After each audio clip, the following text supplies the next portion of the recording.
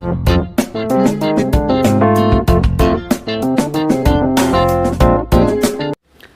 My dear students, ये जो video है इलेक्ट्रिसिटी का वीडियो नंबर 3 है। इससे पहले ऑलरेडी हमने 2 वीडियो बना रखे हैं।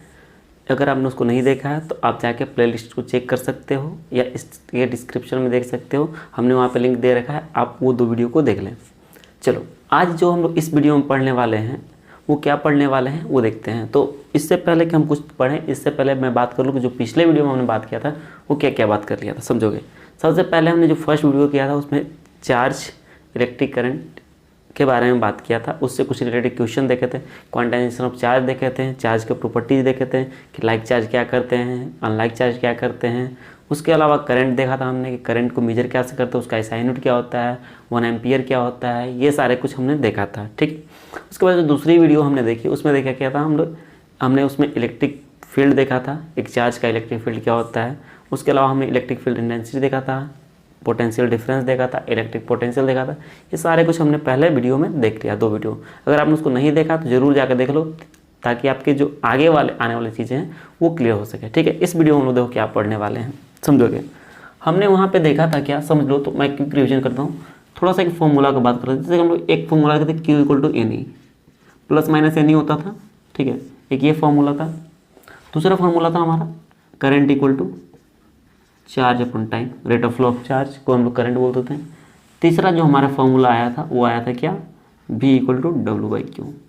ये 3 चीज़ हम लोगों ने देखा था वहाँ पे पिछले वीडियोज में। ठीक है, यही 3 चीज़ हम लोग देखे थे। इसके ऊपर जितने भी कॉन्सेप्ट हैं उसको हमने देखा था।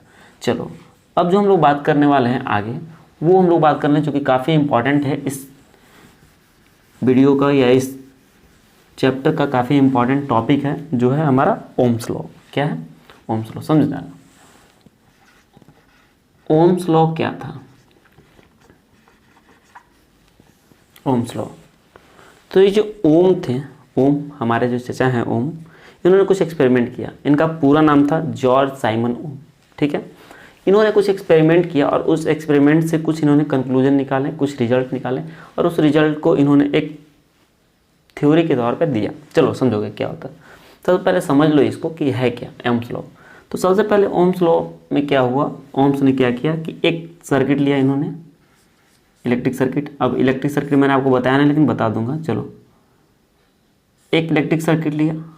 ठीक, इसमें एक करंट मेजर करने का डिवाइस लगा दिया, एमीटर इसको हम लोग बोलते हैं, और एक यहाँ पे पोटेंशियल डिफरेंस मेजर करने का डिवाइस लगा दिया, इसको हम लोग वोल्ट मीटर बोलते हैं। ये प्लस है, ये माइनस है। ठीक है, मैंने आपको बताया कि करंट को मेजर करने के लिए एमीटर से करते हैं और पोटेंशियल डिफरेंस को क्या से करते हैं, वोल्ट मीटर से करते हैं। चलो समझोगे। सबसे पहले इन्होंने क्या किया कि ये सर्किट लिया। सर्किट लेने के बाद इन्होंने देखा कि एक सेल लगाया और इसमें जो कुछ करंट था वो मेजर कर लिया। ये जो करंट था उसको मेजर कर लिया, देख लिया, इसमें रीडिंग देख लिया कि कितना करंट है। उसके बाद इन्होंने पोटेंशियल डिफरेंस को भी यहाँ पर देख लिया कि इसमें पोटेंशियल डिफरेंस क्या शो कर रहा है। तो मान लो कि एक हम लोग रफ एग्जाम्पल ले रहे हैं ना, एक एकदम एक्यूरेट नहीं है, एक रफ एग्जाम्पल। इन्होंने एक टेबल बना ली है, किस चीज़ का, पोटेंशियल डिफरेंस और करंट का। ठीक है, सबसे पहले इन्होंने एक सेल लगाया, मतलब एक सेल लगाया, और एक सेल लगाने के बाद देखा क्या कि करंट जो है ना यहाँ पे 2 एम्पियर दिखा रहा है। कितना, 2 एम्पियर। तो पोटेंशियल डिफरेंस था ना 3 एम्पियर दिखा रहा था। ठीक है, इसको सीधा सीधे हम लोग लेते 4 एम्पियर दिखा रहा था। ठीक है, फिर करंट को इन्होंने बढ़ा दिया, एक सेल और बढ़ा दिया। ठीक है, तो अब जो था एक सेल का 2 था, तो 2 सेल का क्या, तो यहाँ पे 4 एम्पियर करंट हो गया। तो इसका देखा तो ये 8 वोल्ट हो गया था। फिर एक सेल और बढ़ा दिया इन्होंने, एक सेल और बढ़ा दिया, तो यहाँ पे 6 हो गया, 6 एम्पियर। इसका जो देखा इन्होंने, ठीक है, वो कितना, 12 वोल्ट का हो गया। फिर और किया तो यहाँ पे 7 किया, यहाँ पे 14 हो गया। ऐसे करके ये सेल को बढ़ाते गए, यहाँ पे इलेक्ट्रिक करंट और पोटेंशियल डिफरेंस को नोट करते गए। ठीक है, तो इन्होंने देखा क्या कि ये जब करंट को बढ़ा रहे हैं, ठीक है, मतलब कि जो बैटरी को नंबर ऑफ सेल बढ़ा रहे हैं, ठीक है, मतलब पोटेंशियल डिफरेंस बढ़ रहा है तो करंट भी बढ़ रहा है, करंट बढ़ रहा है तो पोटेंशियल डिफरेंस भी बढ़ रहा है। कहने का मतलब है कि जब करंट का सप्लाई जो है ये अगर बढ़ा रहे हैं तो क्या हो रहा है कि जो इलेक्ट्रिक पोटेंशियल है या पोटेंशियल डिफरेंस जो है वो भी क्या बढ़ रहा है। ठीक है, तो यहाँ से इन्होंने नोटिस किया एक बात कि जो पोटेंशियल डिफरेंस है वो करंट पे डिपेंड करता है। अगर हम लोग करंट को बढ़ाते हैं तो पोटेंशियल डिफरेंस भी बढ़ेगा, और अगर हम लोग करंट को घटाते हैं तो पोटेंशियल डिफरेंस भी घटेगा। ये एक्सपेरिमेंट को इन्होंने बहुत बार किया, अलग अलग कंडक्टर को लेकर किया, और सारे कंडक्टर में देखा क्या कि ये जो है लगभग सेम आ रहे हैं। एक चीज़ और था यहाँ पे कि इन्होंने इस पूरे सर्किट का जो टेम्परेचर था वो कांस्टेंट रखा था, मतलब कि टेम्परेचर को ना तो बढ़ने दिया था ना तो घटने दिया था।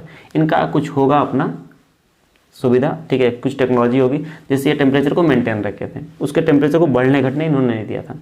तो ये क्या देखें कि ये जो है जो पोटेंशियल डिफरेंस और करंट का जो रेशियो है वो हमेशा क्या है, इक्वल। अगर आप इसको करोगे तो 2:1 है, 2:1 है, 2:1 है, देख लो सब 2:1 है, मतलब इसका जो फ्रैक्शन है 2/1 आएगा, ठीक है। या फिर करंट वाई करोगे तो 1/2 आएगा। तो कहने का मतलब था यहाँ पे कि जो पोटेंशियल डिफरेंस और करंट का जो रेशियो था वो क्या था, इक्वल था।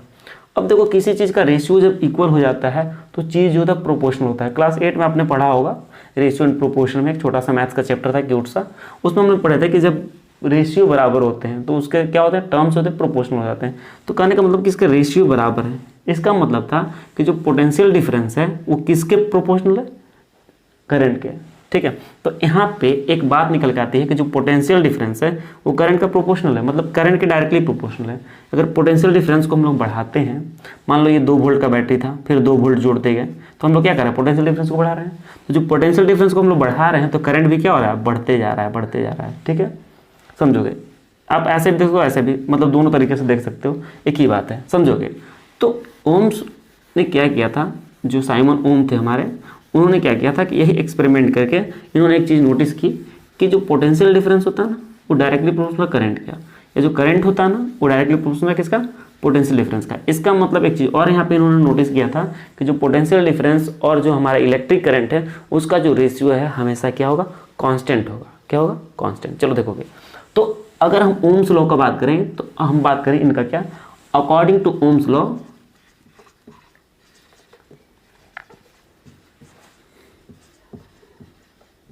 according to Ohm's law, at a constant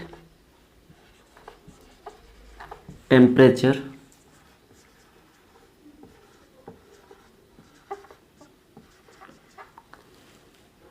the potential difference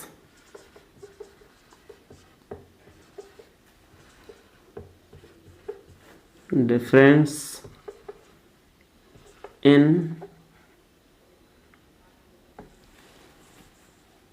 a conductor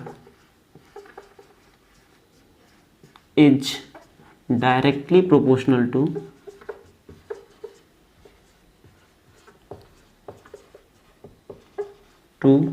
the electric current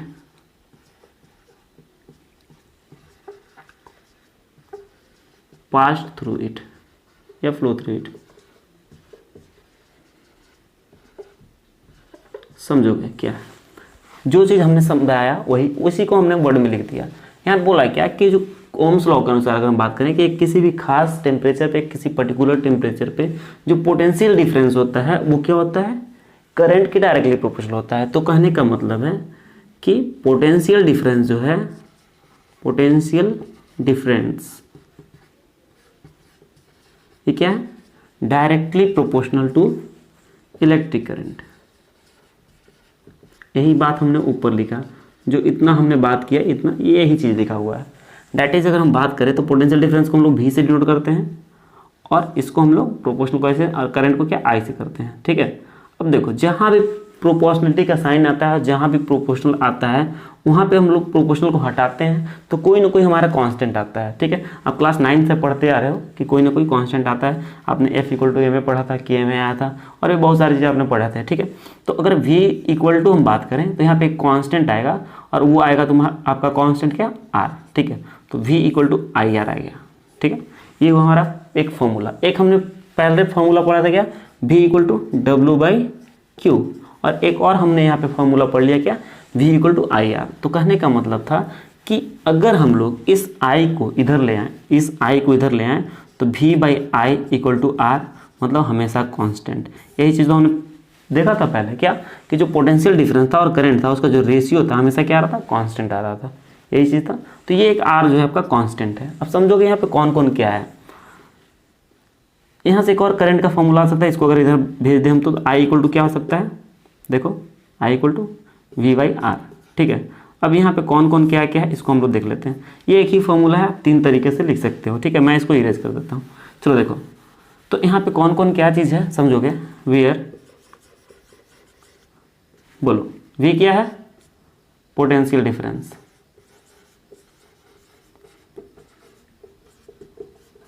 ठीक है। आई क्या है, इलेक्ट्रिक करंट,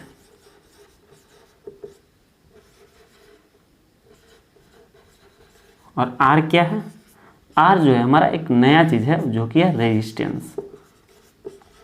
ये है हमारा रेजिस्टेंस, समझोगे।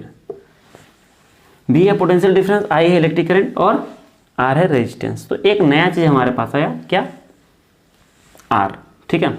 अब समझोगे एक चीज और थोड़ा समझ लो कि जब हम लोग भी और आई का ग्राफ खींचते हैं, ठीक है, तो देखो रेशियो इक्वल है ना, मतलब कि ये प्रोपोर्शनल है। और किसी भी प्रोपोर्शनल का ग्राफ, अगर दो क्वांटिटी है आपके पास और उसका प्रोपोर्शनल है एक दूसरे का वो, तो उसका जब ग्राफ आप खींचोगे तो कुछ स्ट्रेट लाइन आता है। तो इधर ले लो अगर पोटेंशियल डिफरेंस और इधर ले लो तो आप करंट, इलेक्ट्रिक करंट 0, तो ये क्या ग्राफ होगा, कुछ ऐसा होगा, ठीक है। एक स्ट्रेट लाइन बनेगा। ये क्या है, वेलोसिटी वर्सेस करंट का ग्राफ है, क्योंकि आपका स्ट्रेट लाइन आएगा। क्यों आएगा, क्योंकि ये एक दूसरे क्या है, प्रोपोर्शनल है। कोई जरूरी नहीं कि बीच से सीधा भी हो सकता है, ये डिपेंड करेगा इसके रेशियो पे।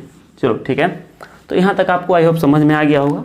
अब देखिए हम लोग क्वेश्चन जो करेंगे ना, जैसे हमने पोटेंशियल डिफरेंस या इलेक्ट्रिक पोटेंशियल पे क्वेश्चन नहीं किया, तो मैं एक लास्ट में वीडियो में आपको एक कंप्लीट क्वेश्चन का सीरीज दे दूंगा कि जो इंपॉर्टेंट क्वेश्चन होंगे एनसीईआरटी के या भी और भी सीबीएसई में आने लायक क्वेश्चन होंगे, उस टाइप का क्वेश्चन का एक थोड़ा अच्छा सा वीडियो आपको बना के दे दूंगा। तो मैं पहले आपको थ्योरी पढ़ा देता हूँ, इसके बाद हम लोग क्या करेंगे, क्वेश्चन भी कर लेंगे। चलो देखो, तो ये हमारा क्या, पोटेंशियल डिफरेंस। अब पोटेंशियल डिफरेंस आया, उसमें एक नया चीज आ गया, क्या, रेजिस्टेंस, ठीक है। रेजिस्टेंस आ गया, तो अब देखो रेजिस्टेंस होता क्या है, तो हम लोग बात कर लेते हैं कि रेजिस्टेंस क्या है। चलो मैं इसको इरेज करता हूँ, चाहो तो आप कॉपी कर लेना या स्क्रीनशॉट ले लेना।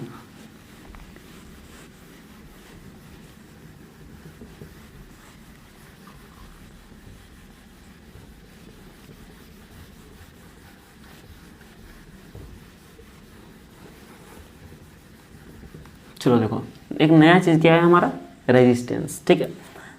तो रेजिस्टेंस है क्या, समझोगे।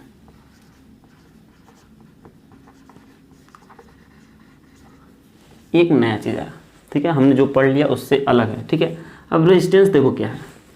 अब क्या होता है कि जो करंट फ्लो करता है किसी न किसी कंडक्टर के थ्रू करता है, ठीक। और कंडक्टर में जो करंट फ्लो कर रहा है, वो हम लोग बात किए थे कि जो फ्लो कर रहा है करंट, वो किसके वजह से होता है, मूविंग चार्ज के वजह से। अगर चार्ज फ्लो कर रहा है इसका मतलब करंट फ्लो कर रहा है, अगर चार्ज फ्लो नहीं कर रहा है तो करंट फ्लो नहीं कर रहा है, ठीक है।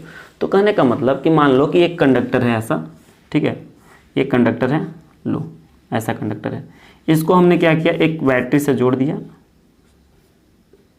ठीक है, एक बैटरी से हमने जोड़ दिया। इसका मान लो पोटेंशियल डिफरेंस क्या है, भी है। अब जो करंट फ्लो करता है पॉजिटिव निगेटिव करता है, ये हमने बात किया था कि हमेशा higher potential to lower potential करता है।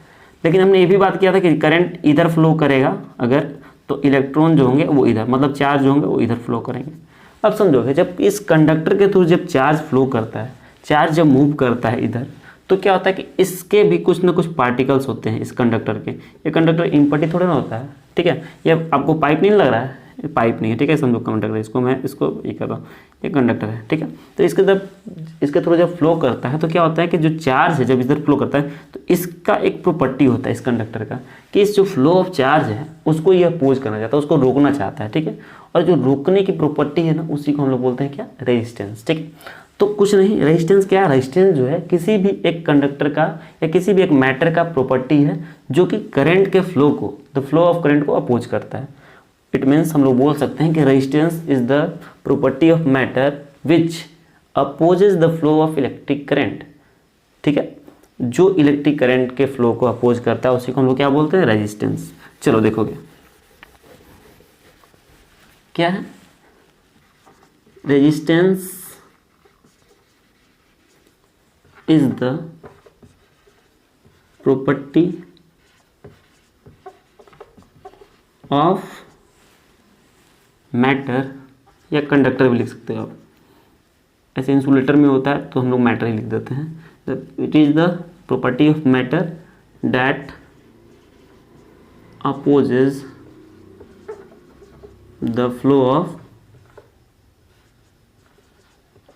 इलेक्ट्रिक करंट, जो इलेक्ट्रिक करंट के फ्लो को रोकना चाहता है उसी को हम लोग क्या बोलते हैं, रेजिस्टेंस। ठीक है, तो रेजिस्टेंस का अलग से हमने कोई फॉर्मूला नहीं पढ़ा है, हमने अभी पढ़ा था क्या, V = IR पढ़ा था। चलो R = अगर हम बात करें तो क्या हो जाएगा, R = हो जाएगा V/I। ठीक है, ये एक रेजिस्टेंस का फॉर्मूला हो जाएगा। ठीक, इसका अगर SI यूनिट का बात करें, SI यूनिट, ठीक है, SI यूनिट का अगर हम बात करें किसी का, रेजिस्टेंस का, तो ये क्या कितना हो जाए देखोगे।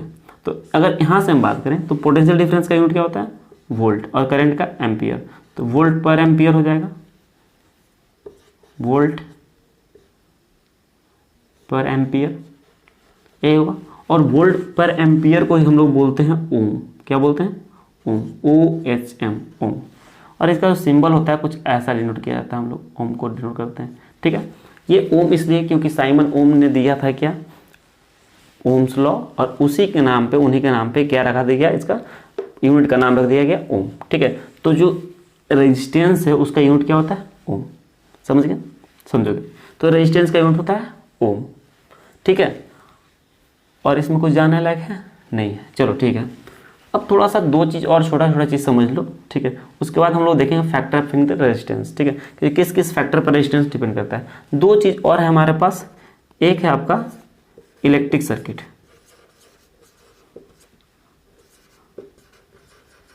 और एक है हमारा सर्किट डायग्राम। ठीक है, तो समझो इलेक्ट्रिक सर्किट इसको बोलते हैं, इसको भी लिख लेते हैं। ठीक है, तो बोल देंगे अ क्लोज्ड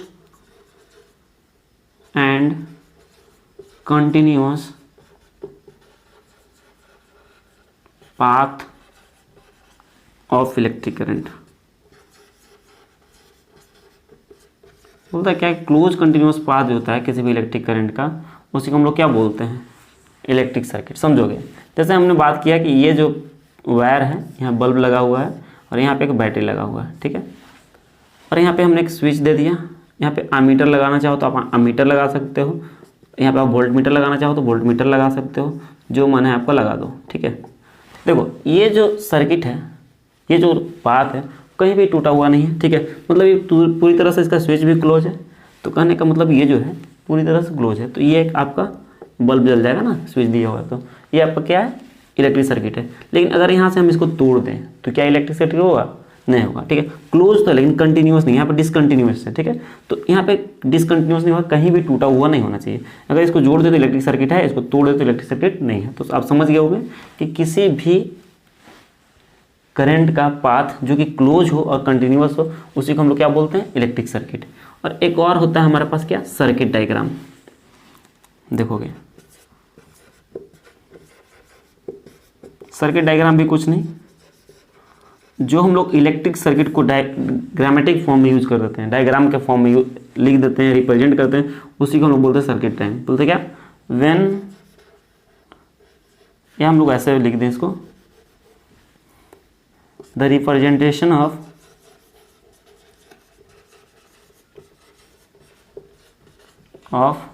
इलेक्ट्रिक सर्किट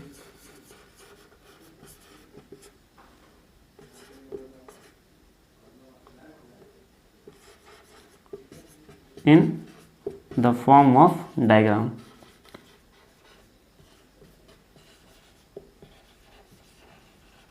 समझोगे, जो इलेक्ट्रिक सर्किट को हम लोग, जैसे अभी हमने बात किया था कि ये बैटरी है हमारे पास, एक ही सेल में दिखा रहा हूँ। ठीक है, इसमें हम लोग क्या कर देते हैं, अच्छा इसका डिफिनेशन को कोई और थोड़ा सा बड़ा करना चाहेगा तो आप कर सकता है कि when an electric circuit represent in the form of diagram या diagrammatically form using the different symbols of electrical devices is known as electric circuit, sorry circuit diagram.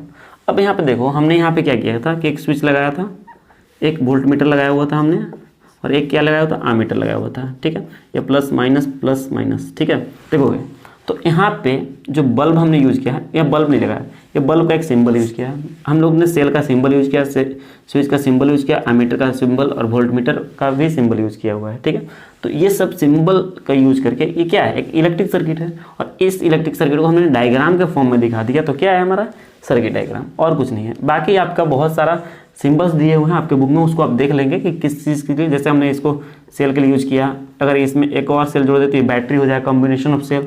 ये आमीटर है हमारा, ये स्विच है, क्लोज स्विच, बल्ब है, volt meter है। वैसे ही अगर बात करें तो ये रेजिस्टेंस होता है, जैसे हमने बात किया था। और क्या होता है, और यहाँ पे देखो ये क्रॉस वायर है, ये जो है ज्वाइंट वायर है। स्विच थोड़ा ऐसे भी होता है एक, ठीक है, ओपन स्विच। अगर इसको सटा दें हम लोग एक ही साथ तो क्लोज स्विच हो जाएगा, ठीक है। और क्या होता है, एक और होता है ऐसे ऐसे रेजिस्टेंस है, इसके ऊपर हम लोग एरो दे दें, ये रोस्टर होता है, रोस्टेट होता है, जो कि वेरिएबल रेजिस्टेंस भी बोलते हैं। तो और भी बहुत सारे सिंबल्स हैं जो कि आपको देख लेना है। मैं टाइम वेस्ट आपका नहीं करूँगा, आप बस एक बार देख लेना, क्योंकि झूठ मूठ का हम लोग टाइम वेस्ट करें इसमें कुछ है नहीं कुछ खास। आप बस सिंबल याद कर लेना कि कहाँ पे कौन कौन यूज होता है। तो हमने इलेक्ट्रिक सर्किट सारी डायग्राम भी देख लिया। अब हम इस वीडियो में लास्ट चीज जो बात करेंगे वो factor affecting the resistance. Resistance जो है किस किस फैक्टर पे डिपेंड करता है, ठीक है। चलो देखते हैं आगे क्या है।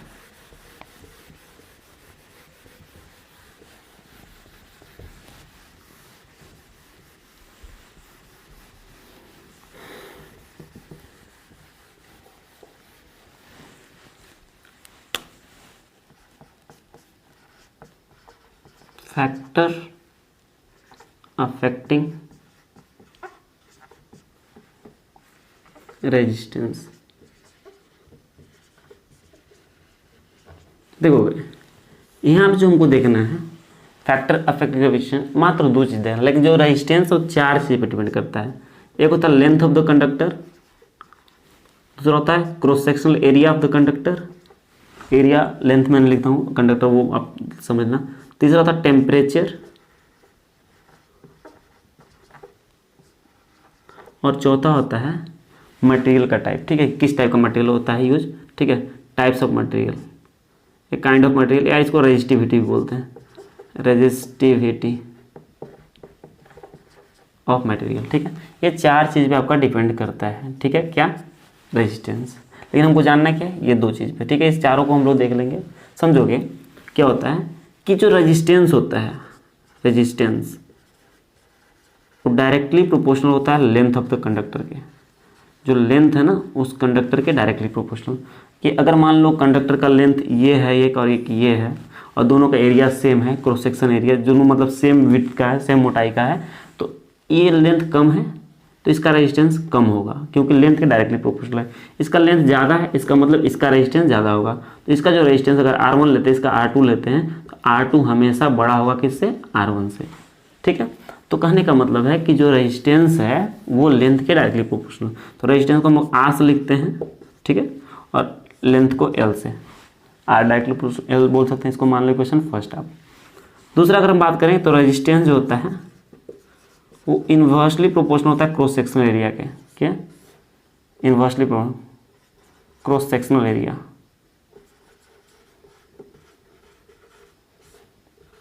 देखो क्रॉस सेक्शनल एरिया क्या होता है, जनरली हमारे घर में जो वायर होता है वो सिलिंड्रिकल होता है। देखो ये समझो कि मोटा वायर है, इस टाइप का सिलिंड्रिकल है, तो कुछ ऐसा ही होता है हमारे पास वायर, बहुत पतला ही होता है लेकिन ऐसा ही होता है, ठीक है। तो ये जो एरिया है ना इधर वाला, देखो ये जो एरिया है ना, इसी को बोलते क्या, एरिया ऑफ क्रॉस सेक्शन या क्रॉस सेक्शनल एरिया। तो इस पर भी डिपेंड करेगा कि अगर ये क्रॉस सेक्शन एरिया ज़्यादा होगा तो रेजिस्टेंस कम होगा, अगर ये क्रॉस सेक्शन एरिया कम होगा तो रेजिस्टेंस ज़्यादा होगा। मतलब कि अगर तार बहुत पतला है, थिन वायर है, तो उसका रेजिस्टेंस जो है ज़्यादा होगा, अगर थिक वायर है, मोटा तार है, तो उसका रेजिस्टेंस क्या होगा, कम होगा, ठीक। अब इसको हम बात करें तो ऐसे लिख सकते हैं, डेट इज रेजिस्टेंस को R से लिखते हैं इन्वर्सली प्रोपोर्शनल, और एरिया को हम लोग S से लिखते हैं। इसको मान लो इक्वेशन सेकंड, ठीक है। अब आप ध्यान दोगे तो ये भी R के प्रोपोर्शनल और ये भी R के प्रोपोर्शनल, तो हम लोग कंबाइन करेंगे from equation first and second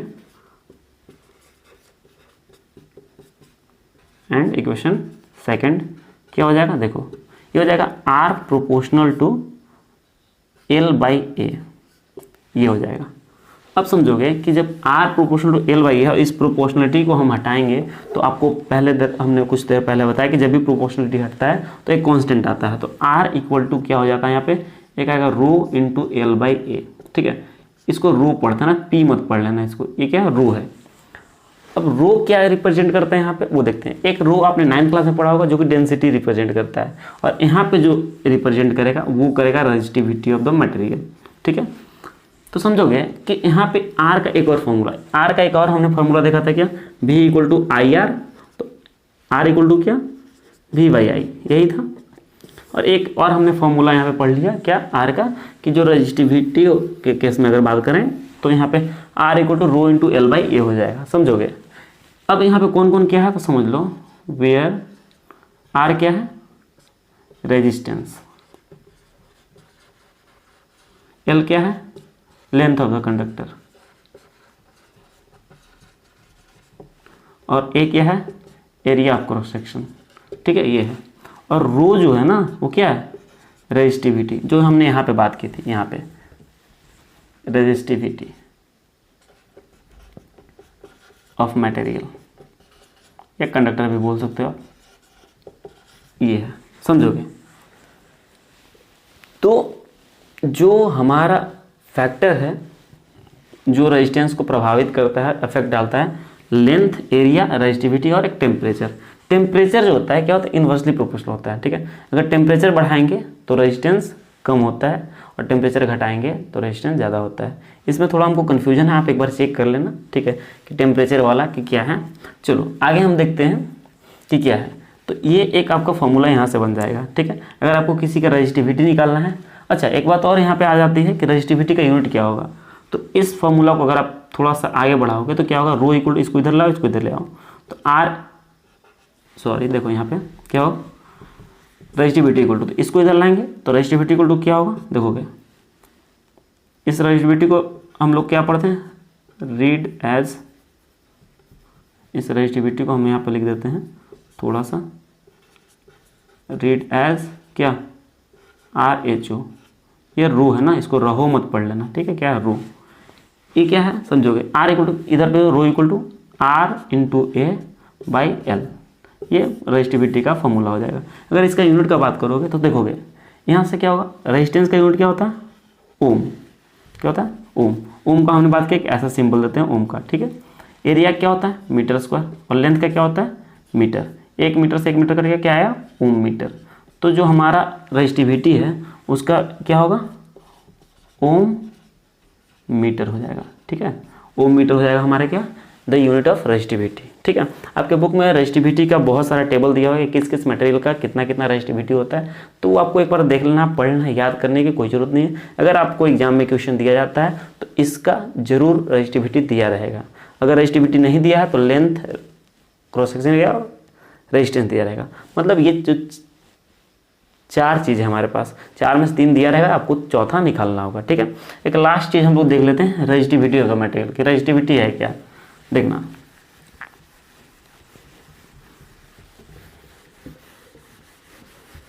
समझोगे रेजिस्टिविटी क्या है, तो रेजिस्टेंस और रेजिस्टिविटी में थोड़ा लोग कंफ्यूज हो जाते हैं, तो आपको कंफ्यूज नहीं होना है। रेजिस्टिविटी या रेजिस्टिविटी ऑफ मटेरियल की बात है, ठीक है, समझोगे। रेजिस्टिविटी क्या होता है, तो रेजिस्टिविटी देखो यहाँ पे देखोगे ओम मीटर है, मतलब कि ये रेजिस्टेंस को पर मीटर कितना रोक पाएगा उसी को हम लोग बोल देते हैं क्या रेजिस्टिविटी। बोलता है क्या कि the amount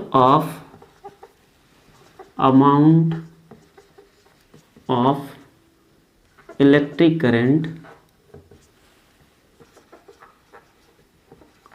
opposed by a conductor, किसी कंडक्टर के द्वारा जो कितना electric amount opposed by conductor, opposed by a conductor, किसी भी कंडक्टर के द्वारा जितना रेजिस्टेंस मतलब जितना करंट को रोक पाया जाता है उसी को हम लोग क्या बोलते हैं रेजिस्टिविटी। समझोगे इसका एसआई यूनिट हम लोग बात किए क्या, एसआई यूनिट क्या होता है, एसआई यूनिट रेजिस्टिविटी का, इसको रो से डिनोट करते हैं हम लोग, ठीक है। और एसआई यूनिट क्या ओम मीटर, इसको हम लोग ऐसे लिख देते हैं ओम मीटर, समझोगे। अब रेजिस्टेंस क्या था और रेजिस्टिविटी क्या था, इसमें थोड़ा डिफरेंस समझो। रेजिस्टेंस क्या है, इसका प्रॉपर्टी है जो कि करंट के फ्लो को रोक पाता है, और करंट के फ्लो को कितना रोक पाता है ये इसको हम लोग क्या बोल देंगे रेजिस्टिविटी। मान लो कि ये आयरन रॉड है, ठीक है, और एक और छोटा सा ये प्लास्टिक रॉड है, ठीक है, ये प्लास्टिक है, ये प्लास्टिक है। तो आप जानते हो कि प्लास्टिक में करंट फ्लो नहीं होता है, आयरन में होता है। तो कहने का मतलब है कि इसमें जो इसका जो रेजिस्टेंस है इसके कंपैरिजन में कम है। क्यों कम है? कि ये जो है कुछ करंट को पास करने देता है, तो ये कुछ करंट को रोक लेता है और कुछ को पास होने देता है। लेकिन अगर हम बात करें प्लास्टिक का, इसका रेजिस्टिविटी इतना ज़्यादा है, इस अमाउंट इतना ज़्यादा अमाउंट को करंट को रोक सकता है कि यहाँ पे जैसे ही करंट आएगा यहीं पे ये रोक देगा। तो कहने का मतलब इसका जो रेजिस्टिविटी है प्लास्टिक का और बहुत ज़्यादा हाई है, मतलब जो अमाउंट ऑफ करंट को अपोज करेगा ये बहुत ज़्यादा करेगा इसके कंपेरिजन में। तो कहने का मतलब कि जो अलग अलग मटेरियल होते हैं उनका जो है रेजिस्टिविटी अलग अलग होता है, यानी कि उसका रेजिस्टेंस अलग अलग होता है, वो जो करंट को रोक पाते हैं वो अमाउंट भी अलग अलग होता है। तो आई होप आपको यहाँ समझ में आ गया हो। मैं थोड़ा सा इसको समअप करता हूँ और बताता हूँ क्या क्या हमने पढ़ा। तो आज हमने पढ़ा ओम्स लॉ। ओम्स लॉ में हमने एक नया चीज़ रेजिस्टेंस देखा। रेजिस्टेंस किस किस चीज़ पे डिपेंड करता है ये हमने देखा। उसके बाद रेजिस्टिविटी ऑफ मटेरियल देखा। उसके अलावा दो चीज़ और हमने देखे, एक इलेक्ट्रिक सर्किट एंड एक सर्किट डायग्राम। तो ये वीडियो थोड़ा लंबी हो चुकी है, तो आज के लिए बस हम इतना ही रखते हैं।